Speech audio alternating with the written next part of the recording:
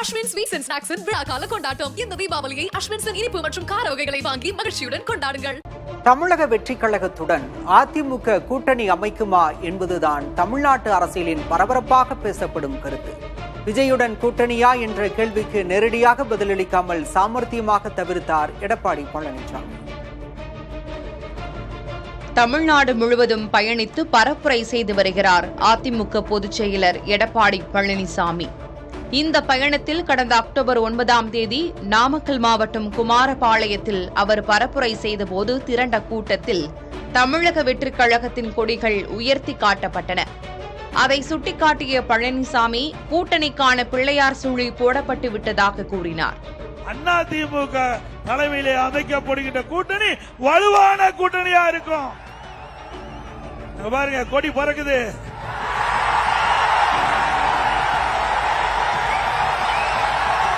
பிள்ளையார் சொல்லி போட்டாங்க. எழுச்சி ஆரவாரம். பழனிசாமியின் இந்த பேச்சு தமிழக அரசியலில் புதிய திருப்பமாக கருதப்பட்டது. இந்த சூழலில் கடந்த 11 தருமபுரியில் செய்தியாளர்களிடம் பேசிய அமமுக பொதுச் செயலர் டிடிவி தினகரன் பழனிசாமியை விமர்சித்தார்.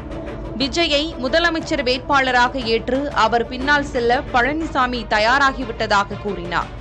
விஜய் முதல்வராக ஏற்றுக்கொண்டு அவர் பின்னணி செல்வதற்கான முயற்சியில் இன்றைக்கு இறங்கிவிட்டார் என்பதுதான் உண்மை.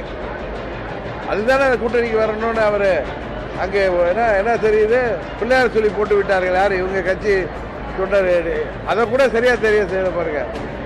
இவங்க கட்சியோடைய டி ஷர்ட்டை போட்டுக்கிட்டு தாவேக்கா கடையை இவங்க தொண்டர் கையில் கொடுத்துட்டு பிள்ளையார் சொல்லி போட்டு விட்டார்கள் என்று யாரை ஏமாற்றுகிறார்? இன்னொரு கட்சி கூட்டணிக்கு வர வேண்டும் என்பதற்காக தனது கட்சி தொண்டர்கள் கையிலே மற்றொரு கட்சியின் கொடியை கொடுத்து எல்லோரையும் ஏமாற்ற பார்க்கிறார். விஜய் கூட்டணிக்கு வந்தால் பாஜகவை பழனிசாமி கைவிட்டு விடுவார் என்றும் தினகரன் குற்றம் சாட்டினார். இவை குறித்து சேலத்தில் பழனிசாமியிடம் செய்தியாளர்கள் கேட்டபோது அவர் கூறிய பதில்தான் இது. நீங்க பரப்புரைக்கு போற இடத்துல தாவேக்காவினர் வரவேற்பு கொடுக்கறாங்க, விருப்பப்பட்டு வந்து கொடுக்குறாங்க. வந்து தலைமையினுடைய ஆணை பெற்று வர வேண்டும் என்று நாங்கள் வலியுறுத்தினோம். எங்களுடைய மாவட்ட செயலாளர் வலியுறுத்தினாங்க. ஆனால் அவர்கள் ஆர்வத்தோடு வந்து கலந்துட்டு இருக்காங்க. சில வேண்டுமென்று திட்டமிட்டு எதிர்கட்சியை சேர்ந்தவர்கள்லாம் விமர்சனம் செய்கிறாங்க. பொறுக்க முடியல அவர்களால். தமிழக வெற்றி கழக செல்போன்ல பேசுனதா சொல்றாங்க. இல்லை அதெல்லாம் நாங்கள் வந்து ஏற்கனவே மக்களை பார்த்து பாதிக்கப்பட்டவர்களுக்கு ஆலோசனை புரியுதா, அவங்களுக்கு எல்லாமே தெரியும். உடனே சம்பவம் நடந்த உடனடியாக எங்களுக்கு தகவல் கிடைத்து நான் சென்னையில் இருந்தேன். உடனே அன்றைய நைட்டே இரவே இங்கே வந்து அதிகாலை புறப்பட்டு கரூருக்கு போய் அந்த பாதிக்கப்பட்ட குடும்பத்தை சந்தித்து ஆறுதல் கொடுத்து அந்த இறந்தவர்களுக்கு இறுதி அஞ்சலி செலுத்திட்டு வந்தார். தாவேக தலைவர் விஜயுடன் பேசவில்லை என்று பழனிசாமி கூறினாலும் அதிமுக கூட்டணியில் தாவேக இடம்பெறாது என உறுதியாக மறுக்கவில்லை.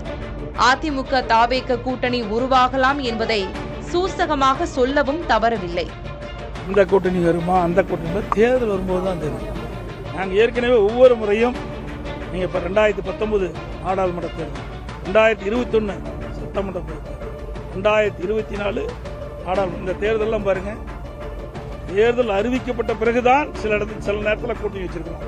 சில நேரத்தில் தேர்தலுக்கு முன்பு ஒரு மாதத்துக்கு அறிவிப்புக்கு முன்பு ஒரு மாதத்துக்கு முன்பு கூட்டணி பேசி முடிச்சிருக்கோம். ஏன்னா அந்த கட்சி வளர்க்க வேண்டும்.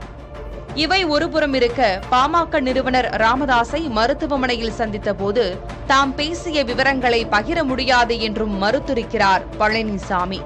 அதிமுக வலுவான கூட்டணியை அமைத்து வருவதாக கூறிய பழனிசாமி திமுக கூட்டணியில் விரிசல் விழுந்து வருவதாகவும் விமர்சித்தார். பழனிசாமியின் இந்த பேச்சுக்கள் தற்போது இருக்கும் அதிமுக கூட்டணி இறுதியானது அல்ல என்றே பறைசாற்றுகிறது. அஸ்வின் ஸ்வீட்ஸ் அண்ட் ஸ்நாக்ஸின் விழாக்கால கொண்டாட்டம். இந்த தீபாவளியை அஸ்வின்ஸின் இனிப்பு மற்றும் கார வகைகளை வாங்கி மகிழ்ச்சியுடன் கொண்டாடுங்கள்.